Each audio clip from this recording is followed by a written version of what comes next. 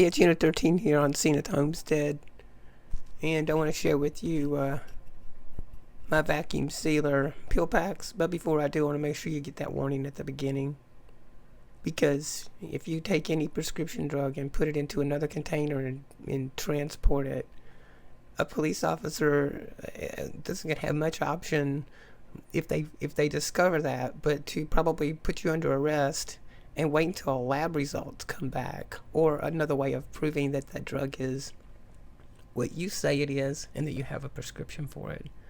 So, just the only advice I'm giving you in this video is to seek legal counsel and the advice of your medical professionals. That's the only advice. Everything else I'm sharing in this video is how I do it. Okay? So that being said, let's get going.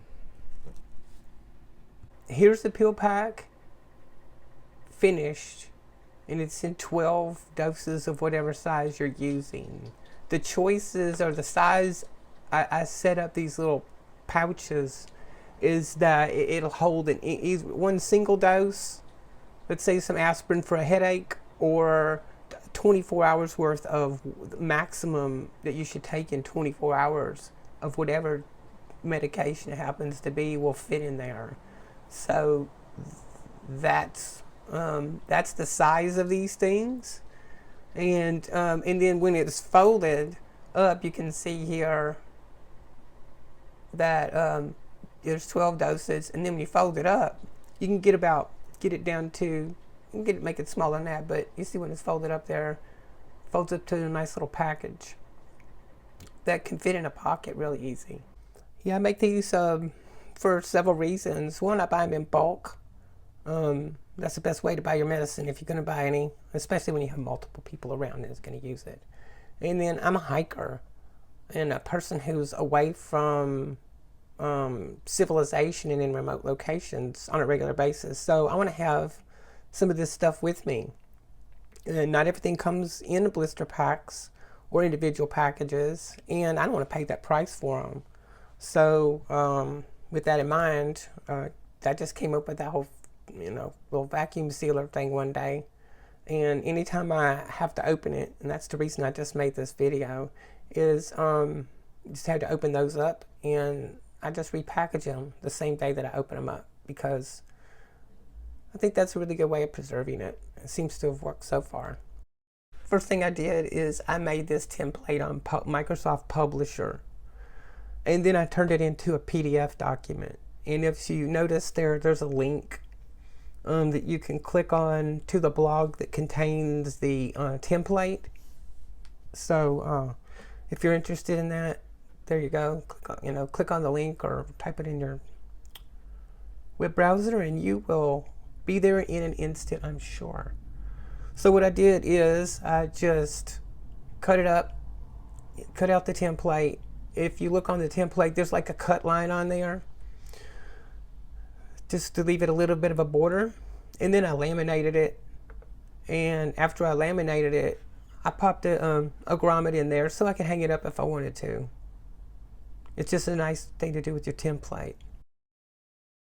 So what I'm going to start off with is my 11-inch sealer rolls, my template, and then I'm going to grab my fabric, one of my fabric weights here, and help hold those two together and make things easier for me to mark. What you'll see is I'm going to mark all of the double lines on the outer edge, and then I'm going to mark that single line back here. That'll also be the very first line that runs through the heat sealer.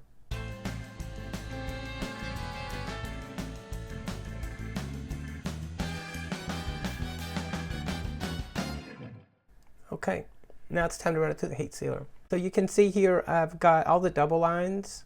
Those have all been run through the heat sealer, and then this single edge here as well. That's all I want to have heat sealed at this point. So now I can come in and start filling the pack up. I'm only going to fill it up with that maximum dose. If you notice on the little pop-up there, you're going to see the actual insert, those little inserts that you're going to see me put into the pack, And that insert has very specific information on it that you do not want to separate from your medicine. And it is what it is, like the tablets and how many milligrams they are, the lot number, and the expiration date. Do not separate that from your medicine. You want that. And if you get into a situation, it will help them identify it, where it came from, everything. That's really pertinent information you do not want to be without. Okay, so then I just stuff these things. Put whatever dose level I'm going to put in there. Sometimes I'll put, if I expect a rough trip, I'll put a piece of cotton ball in there, and I do not suck all the air out of the package so that it's a hard package. I leave it a little bit puffy, so then there's a cushion for the pill. And they seem to not get damaged as much doing that. But on average, I do not add that unless I'm expecting rough conditions. Then otherwise, it is fill it up. Sometimes a little funnel like that will help you precisely place the pills in there, which can really be helpful later. And then you'll notice that I'll seal up the elder edge first, and then I come back and do those last two double lines that divide the pack, and then it's complete.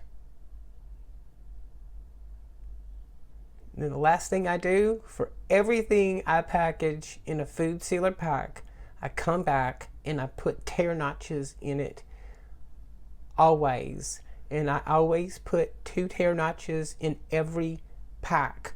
So no matter how many there are on there, no matter what it is, it always gets at least 2 tear notches, because sometimes the first one doesn't go the way you want to, and you always need that second option. That way you don't need anything but your hands to open these.